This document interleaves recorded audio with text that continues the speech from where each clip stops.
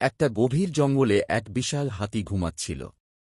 পুরো জঙ্গল জুড়ে ছিল এক শান্ত পরিবেশ, কিন্তু হঠাৎই সেই শান্তির কফিনে পেরেক ঠুকে হাজির হল দুইটা অদ্ভুত ইঁদুর, যাদের চেহারায় ছিল মানুষের মতো অল্প কিছু ছাপ। মাথায় টুপি, হাতে ছোট্ট ব্যাগ, আর চোখে একটা দুষ্টু ঝিলিক।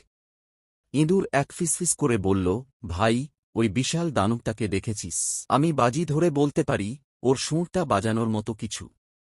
ইঁদুর দুই একটু চিন্তিত ভঙ্গিতে বলল, চুপ কর, এটা হাতি। আর ও ঘুমাচ্ছে।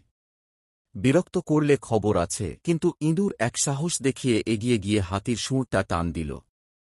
হাতি একটু গোঁ গোঁ করে ঘুমের ঘোরে নড়ল। ইঁদুর দুই তখন ভয় পেয়ে বলল, ভাই, চল পালাই।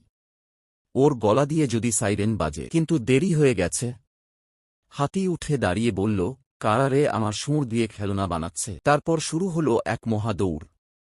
দুই ইঁদুর দৌড়াচ্ছে, পেছনে হাতি গর্জে আসছে। ইঁদুর এক দৌড়াতে দৌড়াতে বলল, ভাই, আমি তো শুধু সায়েন্টিফিক এক্সপেরিমেন্ট করছিলাম। ইঁদুর দুই হাঁফাতে হাঁফাতে বলল, তোর ওই সায়েন্স এবার আমাগো শেষ কইরাই দিবে। শেষমেশ এক গাছের ফাঁকে লুকিয়ে পড়ে দুই ইঁদুর বেঁচে গেল।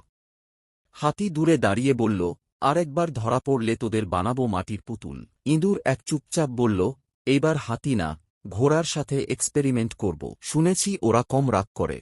তো বন্ধুরা, এই ভিডিওটা থেকে আমরা শিখতে পারলাম যে বিনা কারণে কারোর পিছনে লাগতে নেই। ধন্যবাদ।